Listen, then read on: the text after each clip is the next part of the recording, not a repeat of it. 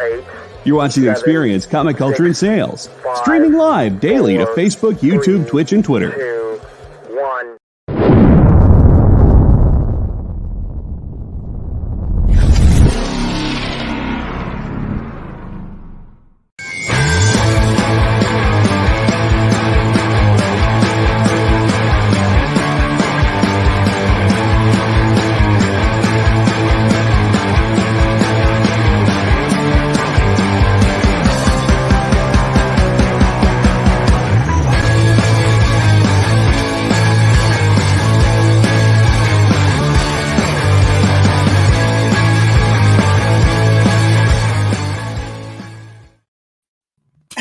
Everybody, and welcome to Minute to Skim It.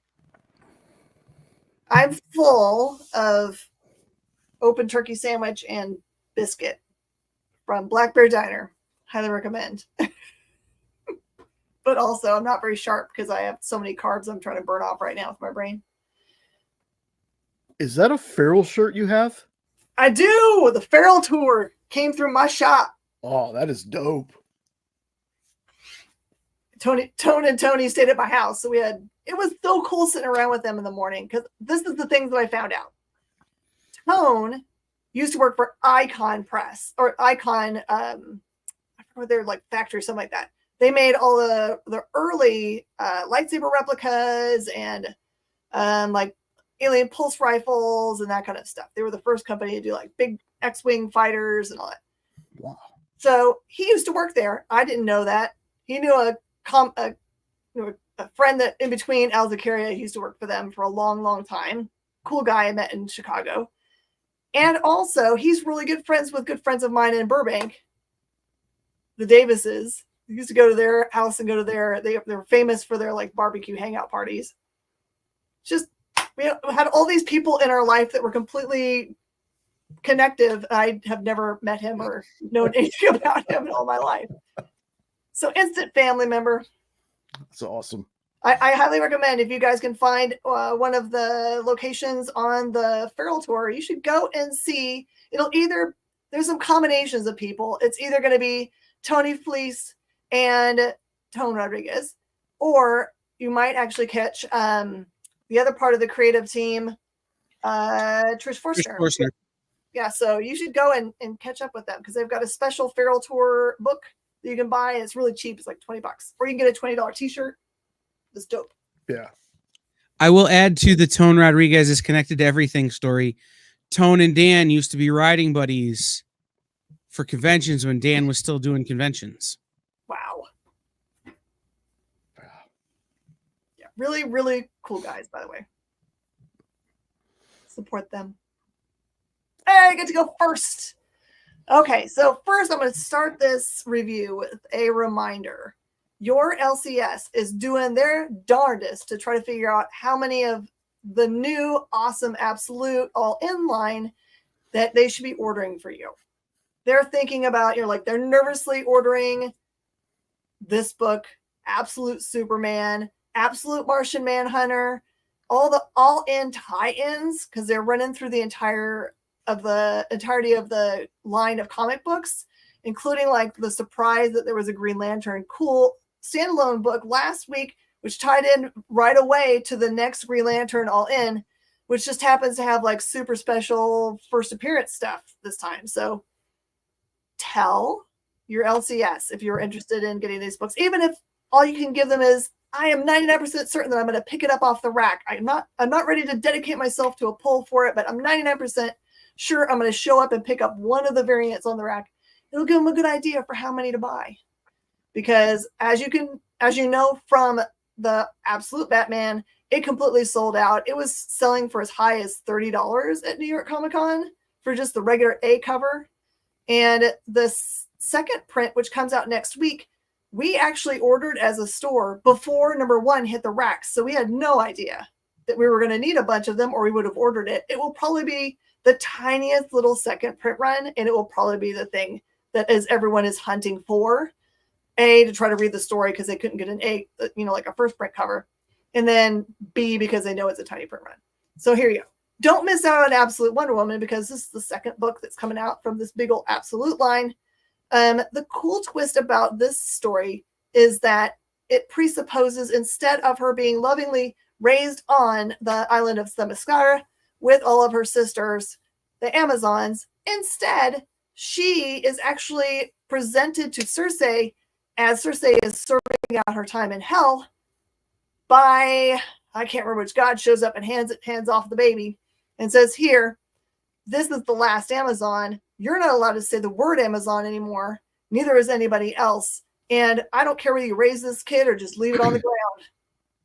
Good. So that's the upbringing that this Wonder Woman has had. So yes, she is riding around a hell Pegasus, I guess. And it sounds like a ridiculous story. And I went into it with like, I'm not really a big Wonder Woman reader normally. I'm kind of like Tom King's run was good for me, but you know, they were kind of like hot and cold. But I think this is kind of a cool idea that she ends up with the same point of view. She still is about protecting people, but it's for kind of like different background and different reasons, different motivations. And it's like, can you imagine like if you have the worst possible like start for your life? Here. Yeah. Baby straight to hell. Yes. Yeah, this whole absolute line looks fantastic. Mm-hmm. All right. Please. Yeah, that's good. That was a great segue. Now let me see where in my notes I have that. There we go. So it's not the same spiel this time. What? I got something. Yeah, I got something different. So something that was interesting about this one right off the bat is we begin in 2093, and there's like a little editor's note underneath that says this fight takes place during Army of Darkness Forever #8. Okay. So I thought that was kind of cool how they did that. And there's also a running kill count throughout the book. Awesome. And the number gets up there. It's pretty good. Like I was thinking about it. I was like, man, this was super smart. Like it's a great way to get more stories into this series. You know, the first kind of arc of this, we were in 3 different timelines in each issue. It's like it feels like this way they can go back now and tell us, hey, this is what you didn't see while this was happening in this timeline. So I don't know if Tony and team planned it like that. If they did, they're geniuses. If not, it's still an awesome thing to do for the book. This is it's one of those. So I got a different little review for it, but it's still the same spiel. You should be reading this book. You should be getting this book. You should have this on your pull list already. So, you know the rest of it. This one, 13 issues, y'all. For me, there hasn't been a dud. So, and that's saying something. So, if you have not checked it out yet, it's starting to get traded up. Just go ahead and pick up the trade. I'm telling you, you're going to read straight through this. It's excellent. Triple B has a good question. Is this the final J? J is infinite. I think there's a comma. I think there's a comma after final. Oh no, but this isn't the final J. I don't think this is. It feels like it's going to be ongoing for a while. I think this is one of the books Tony was like, I'm just going to keep writing it. So, hey, the way that it's going, if it keeps going, I'm good. I think you were right the first time, Jay. J is infinite, and I am a deadite. Yeah. Nice. All right, DC horror. This is kind of a cool little excursus into, like, I guess they know that we are definitely in the middle of the Halloween season. People are wanting to read spooky stuff. There were some really good spook books this week. I was happy to be able to read it. Just gonna make sure there. I think I'm gonna mess it up if I tell you which tale happens first in this one. There's 2 big tales. This one is kind of crazy. Okay, so it starts out, the first story is called I Love You to Pieces. And it really is about this girl who, it appears that her boyfriend meets an early demise, and she takes his body to, sounds like maybe her dad, and says, hey, I know you can fix this. Let's fix this. I have real, feelings for this guy. Please help me out. And they stitch him back together Frankenstein style. But there's a big twist at the end for why she wants him back. It's so dark, y'all. It's incredibly dark. It's really good dark, though. And then the second one is very different than the Wonder Woman story you'll be reading in Absolute. It is about Diana going to discover that her mom's grave is all kinds of messed up. And something comes out of her mom's grave, which is undead. And then it gets super gross and bitey. So it's just fun. I mean, this is not a book you have to have this week. It's not going to be one of those things like, oh, you're going to have new characters come out of this that'll be important to the ongoing storyline. I mean, maybe they've kind of somehow made DC versus vampires a thing that's keep on going and going and going. And it says 1 of 4, Corey, 1 of 4. So you're going to get at least 4. The first story, the one that's the one with the big twist with the girl trying to get her boyfriend back alive, is David Desmalchian writing. So, he's good at writing spooks.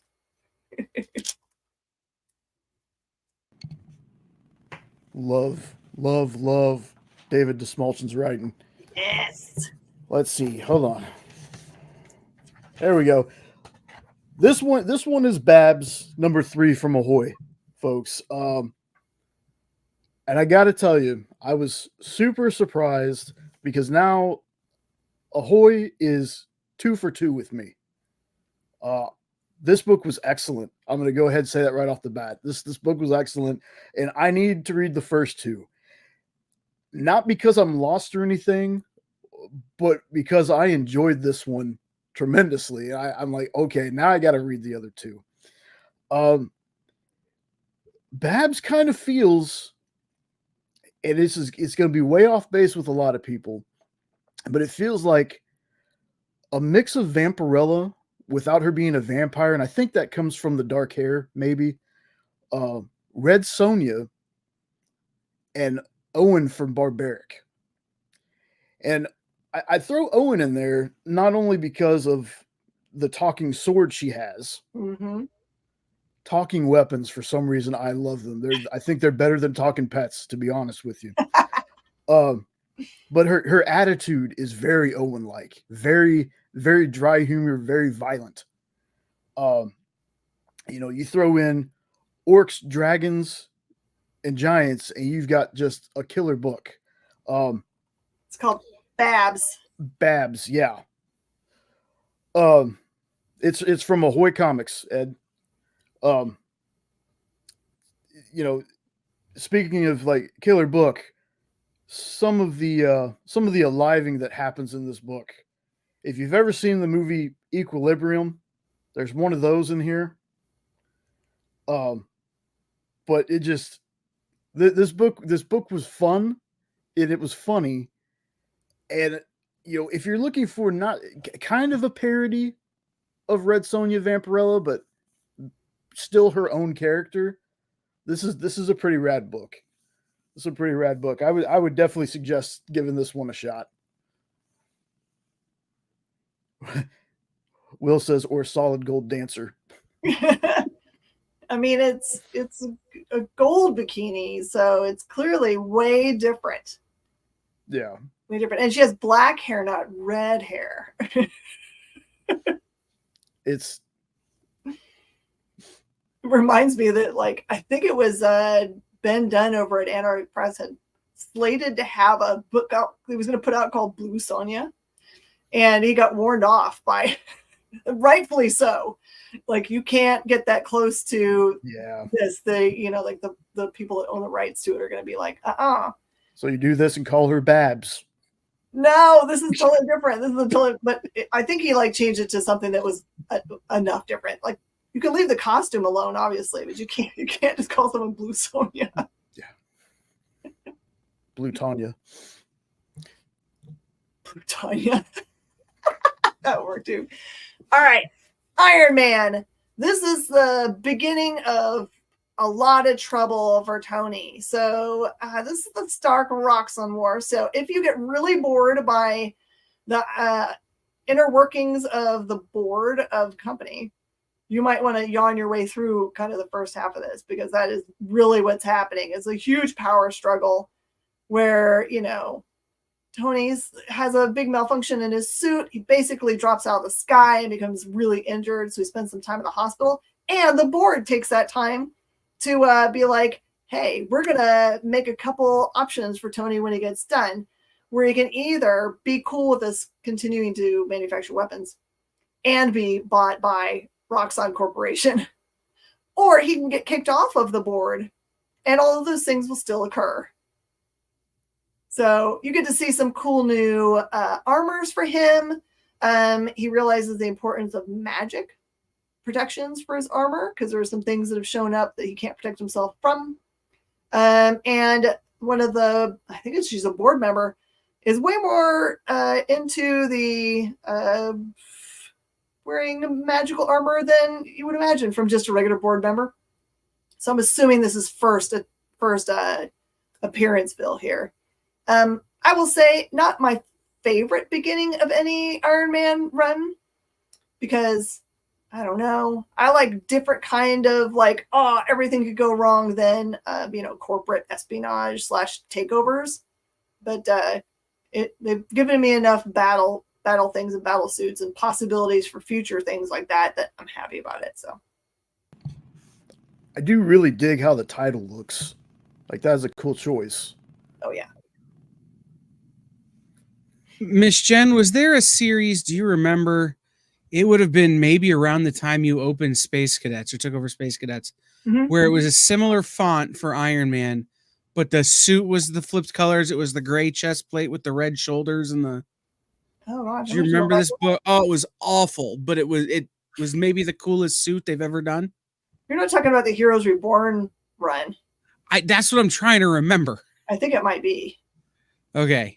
This reminds me of that. Like I looked at this book today at the shop. This reminded me of that in a big way, except if that was written well. I'm not going to rip it that hard. It wasn't that bad. Gosh. Well, I love you, Thor.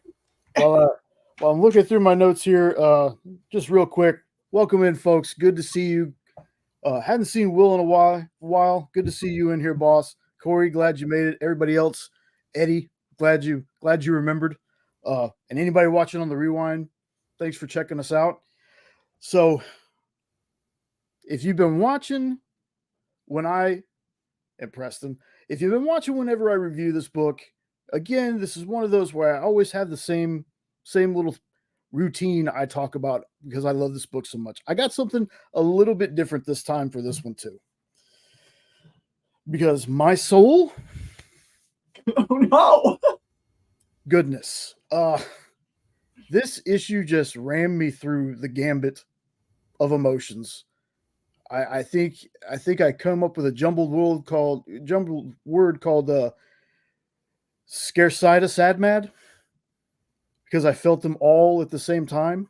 So the evil wizard is taking Kanto to the furnace to have Kanto thrown in with the wizards redacted.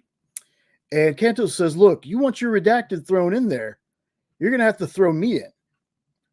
And when the wizard complies, there's a huge flash of purple light before he can throw Kanto, and all of Kanto's people get redacted at the cost of redacted. And I'm so excited to see where David takes us, because, man, I love this book. You hear me talk about it every time I read it. I love this book, and it just doesn't change. David and his team on this book.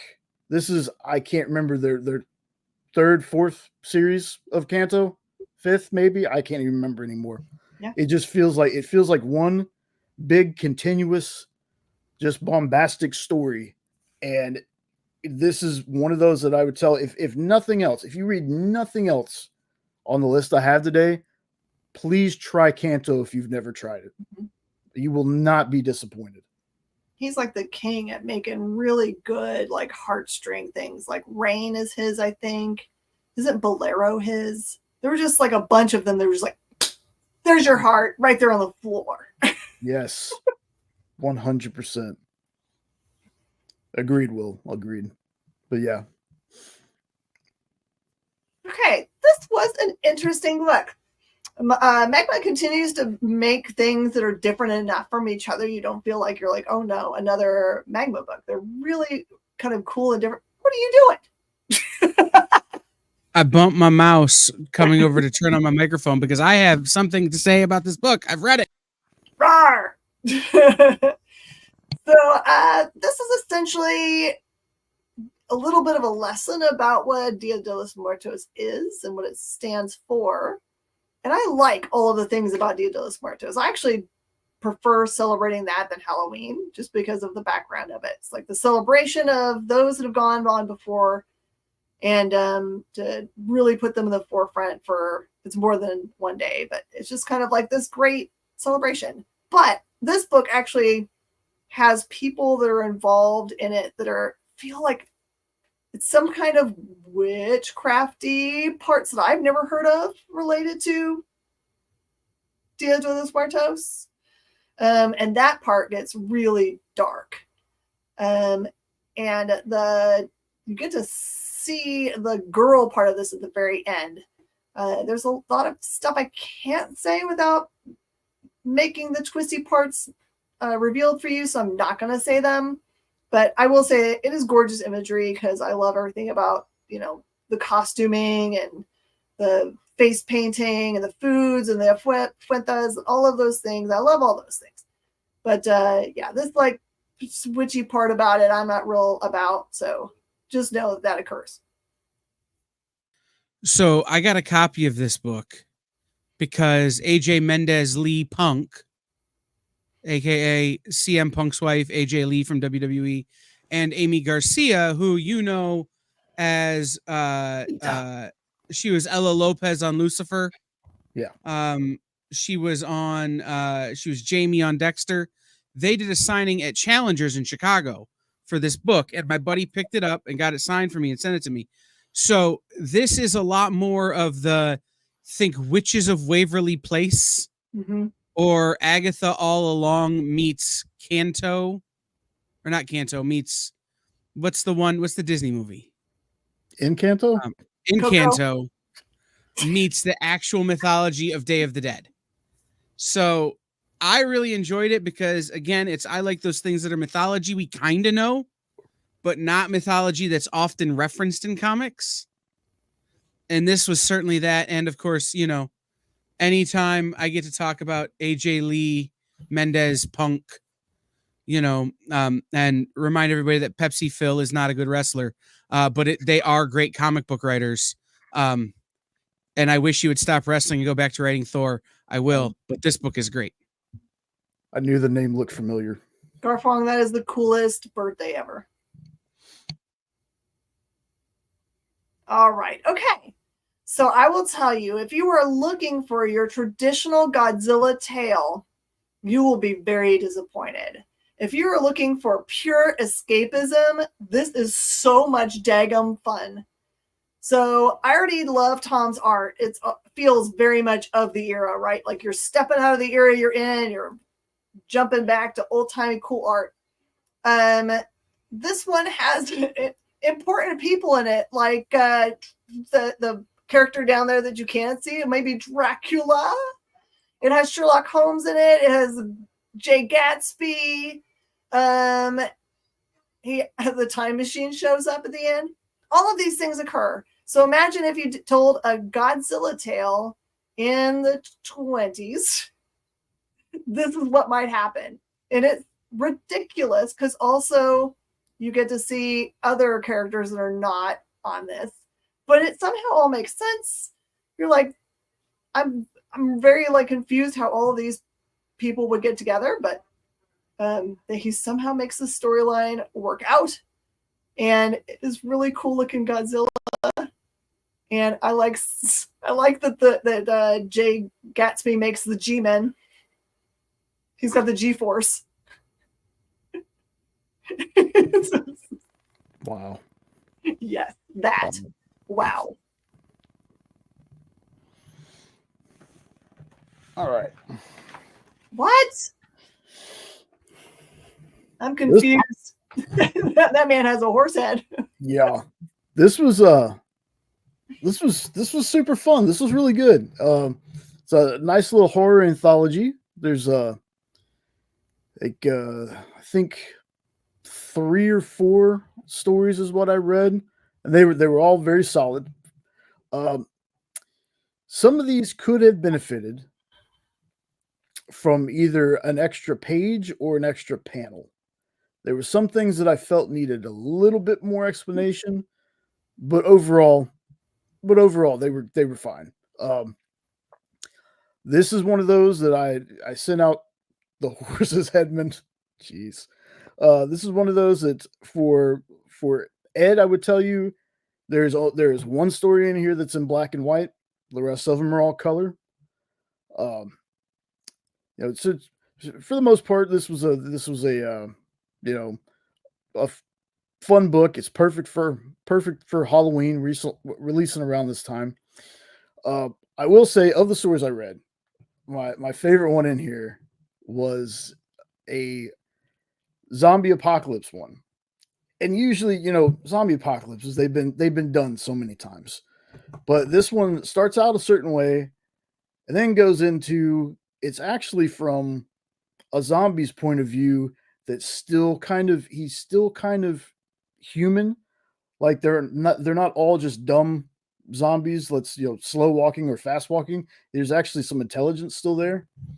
And it was weirdly wholesome, yet terrifying at the same time once you get towards the end of the story. So horror fans, come take a shot with this, and then I want you to come back here, tell me which story you like the most.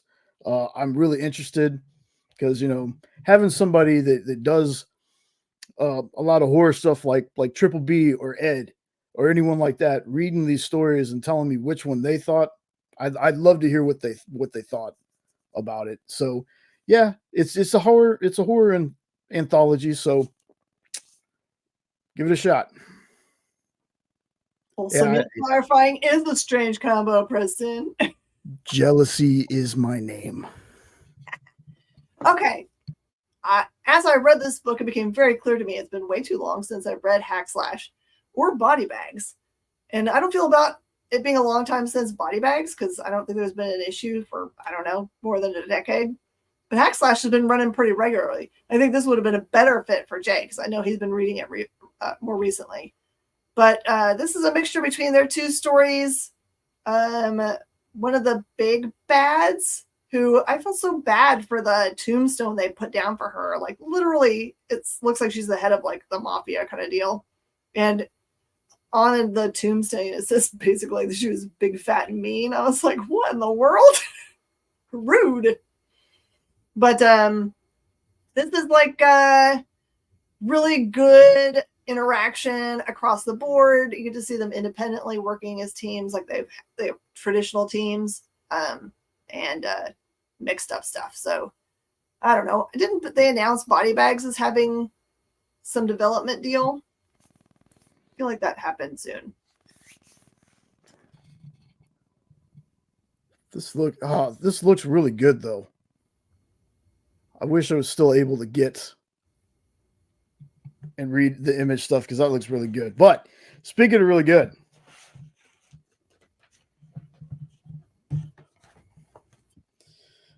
so we opened this issue how we ended the last, with the narrator that I want to spoil so badly, but I'm pretty sure not a lot of people have hopped on this yet. They're still being interviewed. So the story is being told like through a flashback with this narrator. And just I now have more questions. I now like after reading this, I just have more questions, and because this one ends in a murder. And while I'm interested in the murder part of it,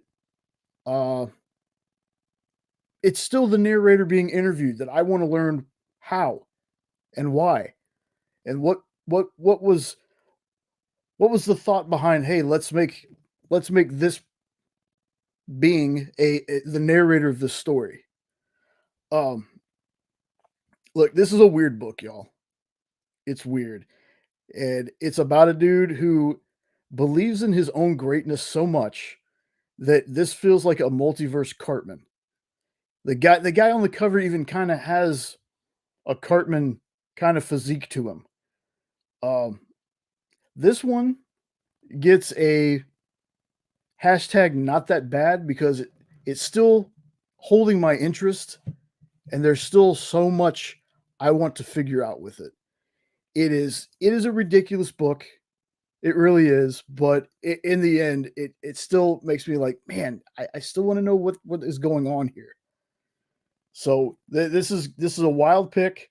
This is one that I would tell you, if you felt like looking at it, I'd really love somebody else's opinion on the book, because to me, I think it's pretty fun.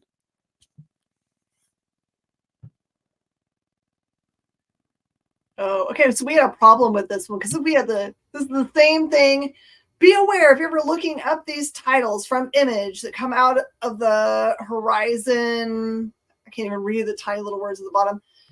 All the titles start with the Horizon whatever, and then experiment, and then the Sacred Darn. Because we had a problem finding the images because I just put in the Sacred Darn because that's the giant thing on the front, right?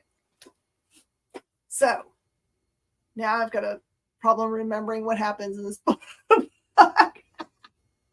I gotta look at it. Sorry, y'all. That is hilarious. When you get like to be the age where you forget a thing, you can. Here it is. Okay. I gotta look at the inside. I read so many spook books this week.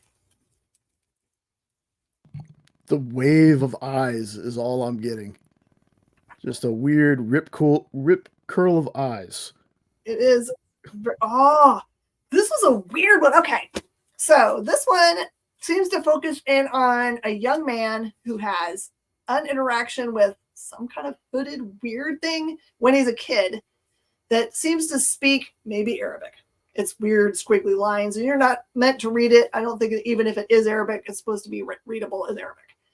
And later on, as he's a young man and becomes a very skilled sports person, he starts having these weird problems where he sleep eats. Now that sounds completely innocuous.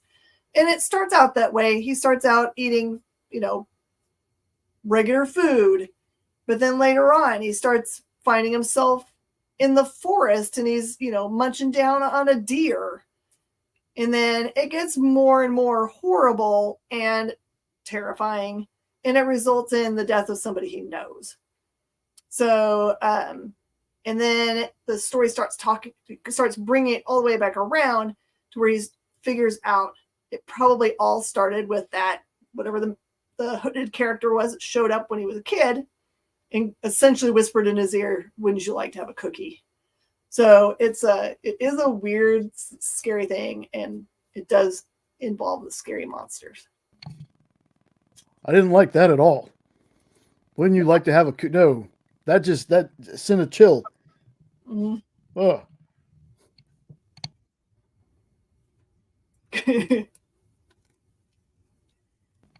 Woohoo! Fun. All right.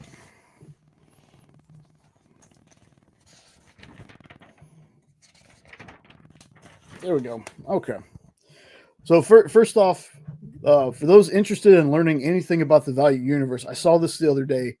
Go to your LCS, wherever you get your comics, see if they can get a hold of Valiant Hero Universe Origins. There's like 12 of these things. They're big collected. There's like a Faith and Shadow Man and a Britannia. And all the cool thing is all the spines connect. They're like $25 a piece, but they're like 300 plus pages. So just want to throw that out there. Go to your LCS, wherever you get your comics from. See if they can get that in for you, because it looks dope. Now onto the book. I must be getting lucky with the Valiant stuff, because everything I've read has been pretty fire. Like, this Resurgence book has been great. But without spoiling anything too much, no one can die in what's going on right here, and apparently people can be brought back. They talk about that in the book. And I'm super happy with how they're reintroducing on this cover. Yeah, Corey. How they're reintroducing the Valiant characters. There's some of them I've really been waiting for. Some of them come in and you're just like, it's so casual. They're just a casual pop in. Oh, hey, it's this person. And others, it's just like, here's a big neon sign at who these characters are. Especially the ones I was really waiting for. It says big on the page who they are. And I loved it. But Valiant and Alien books, I've said this with every book from them we've been getting in. They're please prove me right when I tell people to jump on this universe. It feels like they're doing something really special. It feels like they're going to be here for a bit longer. That's what it feels like. They're setting something big up. I might have even missed. I think I saw Savage, Corey. I think I saw Savage in issue 1. But like I said, some of the characters get like these big introductions, and other ones are just kind of like, you go back to the panel before and you're like, oh wait, I didn't see that they were there. So it's weird. So they're not just like blam in your face. Hey, it's this person. No, you got to kind of pay attention. So, but I mean,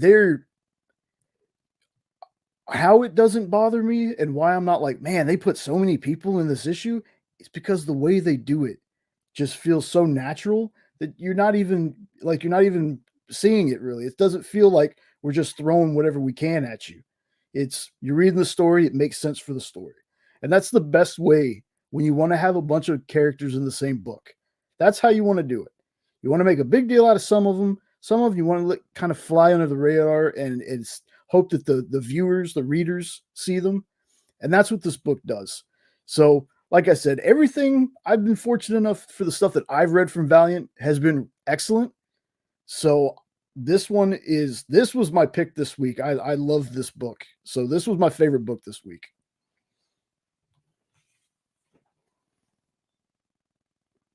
Okay. You might be thinking to yourself, why Detective Comics? Why do you care about Detective Comics right now? You haven't been reviewing Detective Comics the whole time Ron B's been on it, because it's assumed it's been awesome, right? And it has been. But something happened last week where they wrapped up a really amazing long run of Nightwing. If you haven't read that series and didn't pick up the last issue, you absolutely should. You're wondering, where did Tom Taylor go? Where'd Tom Taylor go? Here he is. This is where he went. And this is the story you should not miss. This is,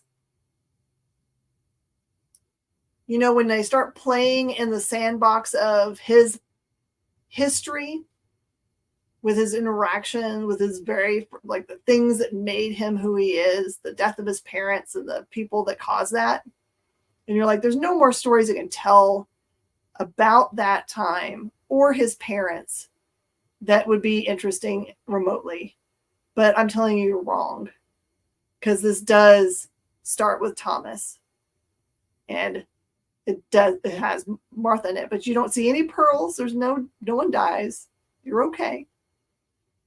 But this re-puts into a possible other perspective. Could the person responsible for his parents' death be actually one of his parents? I'll let you read it to figure out what I'm saying. But looks like yes. Great. Interesting. All right, y'all. Until I saw some previews for this book, I almost forgot these toys existed.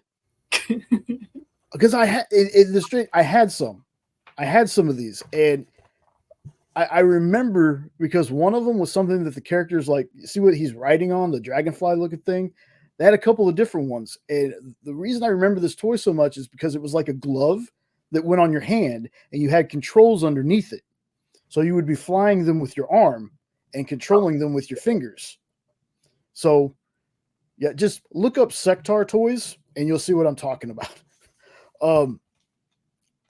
This was good. This was good. There's lots of casual bug puns. There are, but nothing too like groan inducing. Some of them are kind of just like that little kind of thing when you hear them.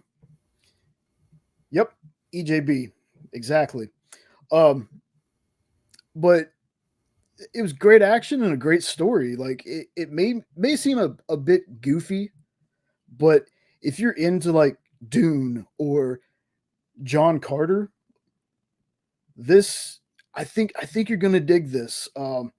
It's one of those things where it doesn't matter if you don't remember or you never even knew. Ha. Good. Very nice. If you even knew what Sectars was, you can hop right into this. I wanted to skim it. Okay. I wanted to just skim it and be like, okay, let's do that for nostalgia's sake, because it just wave of childhood. But the story was so good, I ended up reading the whole thing. And they've got me hooked for at least issue 2.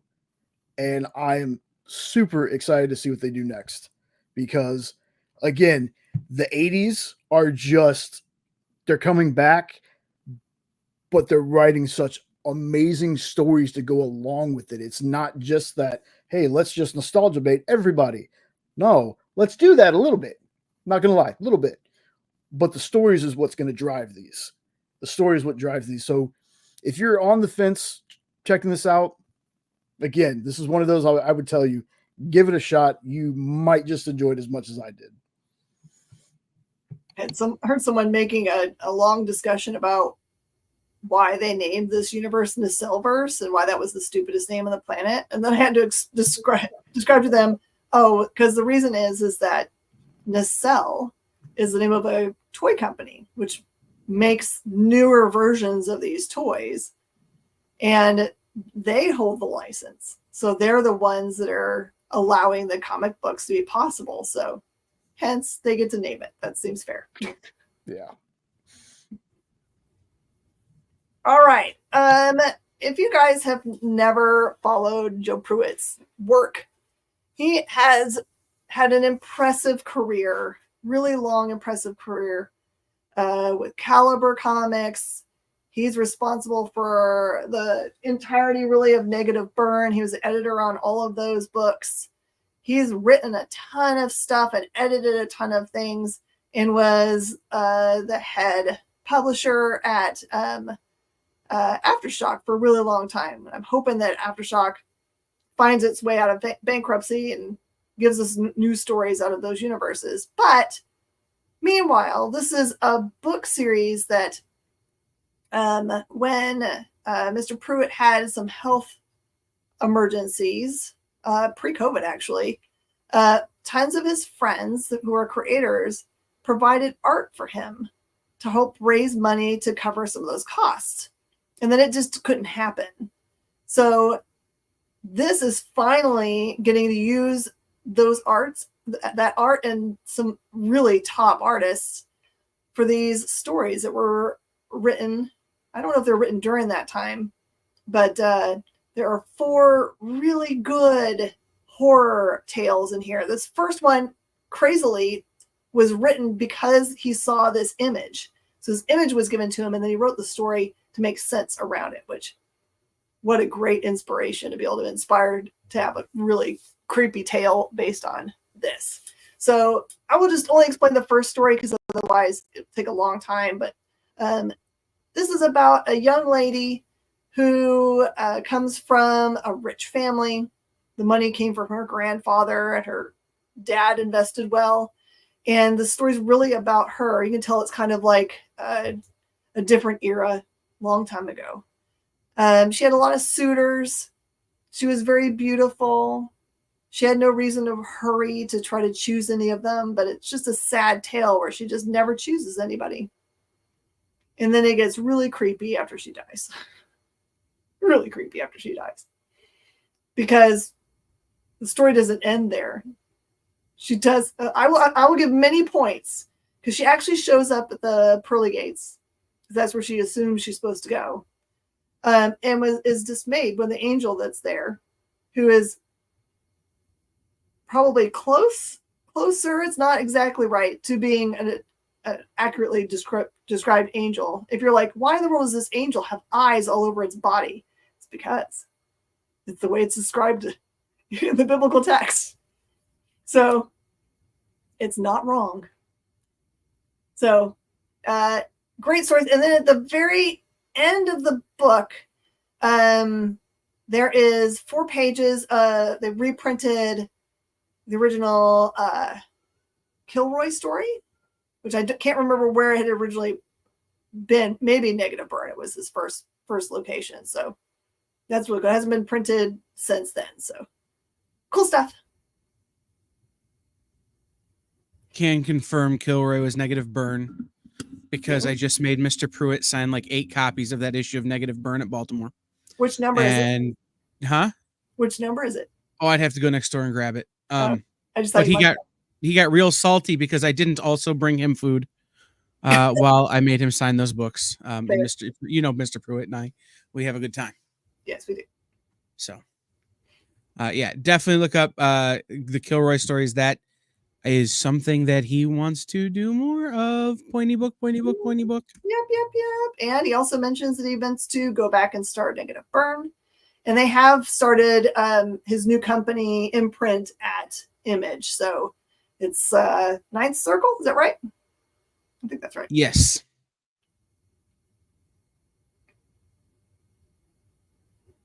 Is that really it? I cannot believe it. There was a lot of stuff that I did not get to read today because I was trying to keep myself even with Jay's page count, which I was like 2 over. So just know there's like big Green Lantern stuff this week with the first appearances and a ton of other stuff. I looked through the pile of books and I was like, man, people are going to have to be careful about their budgets. Yeah. So, everyone, as always, we thank you so much for showing up and listening to me ramble and Miss Jen, actually review books. So we got Mint Hunter coming up next, and then later on tonight we're gonna have, Kicking It with Henri. But I wanna skip a couple days and go to Saturday. And Kyle can hop in and let me know about the time again. We're gonna be doing something. Saturday's gonna be a big day. I'm going to help Kyle with a cell show that he's going to be having on the Experience at 5 Eastern. 5 p.m. Eastern. One Flew Over the EXP, a.k.a. The Inmates Are Running the Asylum. Yes. A.k.a. Jay and me and maybe JD, if he's available, are going to be hosting a live show here on the Experience selling my comics. That's right. Personal collection stuff plus some of my con inventory, but personal collection stuff. So we will be here on Saturday at 5 for time. Because I know Jay has a live stream later that night and I don't want to kill him before his own live stream. but we'll probably be here an hour and a half or 2 hours, slinging some books for you guys. So make sure you tune in. I definitely have some Killer Silver Age stuff for you. Hey, Kyle, are you going to do it your old school way where you have the little 4-pocket shelf? I don't know yet. I'm actually going tomorrow to start assembling my studio in Amanda's basement, my old partner who did live shows. Guys, when I started doing live shows, Miss Jen turned into one of my live shows, and she thought she was going to see me kill my business partner. I thought there was going to be a murder. I thought she was going to kill you. Let's get straight. Well, that's true. Like it was kind of a vice versa thing. And that was the very early days of CBSN. So that's how long ago this was. Oh yeah. Oh yeah. Oh yeah. We've graduated to bigger ones now because she's gotten better at dodging and I've gotten worse at aim. It's always fun when I do a live show. I have no idea what I'm going to show you. I won't know until the show starts, literally, and I won't know what I'm going to price things at until the show starts. That's the part. Yeah, I will literally be discounting things as we go. So make sure you tune in for that. I've got to go next door after we're done here and pull books for the show. We'll definitely have some Silver Age, definitely have some Bronze Age keys, some minor keys, some major keys. We will definitely have books that are worth more than $1 for only $1. And who knows? I may have some Funko Pops. I may have some action figurines.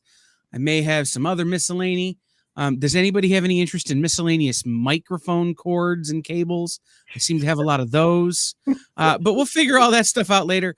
But Saturday at 5 p.m., right here on the EXP, the inmates take over the asylum. And then later that night at 9 Eastern, 8 Central, not on the EXP, but on the Hydrosylum Comics YouTube channel, we started doing lives, me and Sean. We got another one planned. Not sure how long it's going to be. We're going to be talking about the absolute stuff, all the books that they're going to be having. I'm going to show off something that somebody in this chat right now bought for me that I am so gracious for. And I just got it in yesterday, and in person, it's even more amazing. So thanks to that person who knows who they are in the chat. Miss Jen is going to be on the CBSN next, right? Yeah. If you're traveling, because Kyle didn't do this part, so I'm going to try to do it. If you're traveling and you need to know where a comic shop is in the area in which you are traveling to, go to comicshoplocator.com. Enter your zip code of the place you are in to find stores in the place you are in, but always make sure to call those stores because the Google is not always right on the times.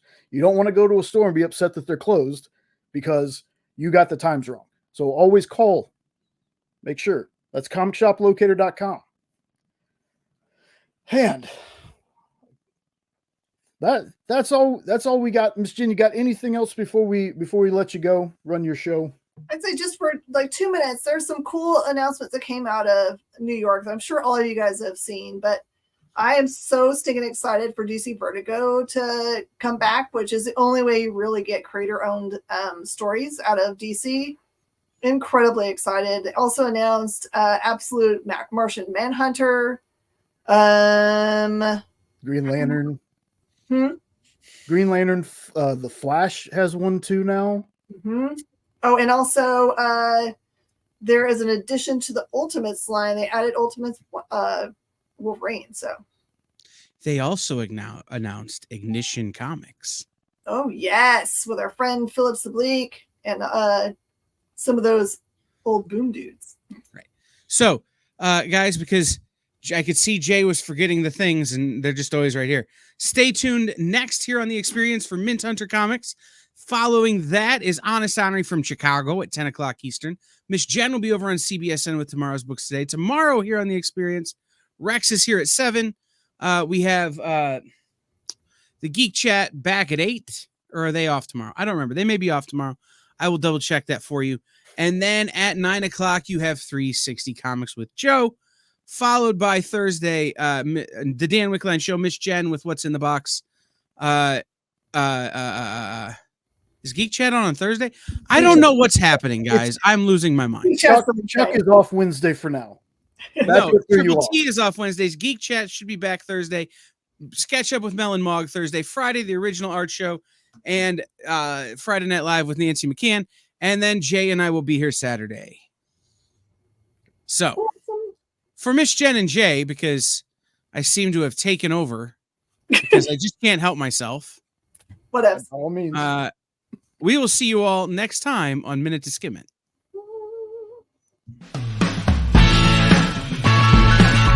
Join the party. Head over to our link tree to find all the links for everywhere the experience is all the time.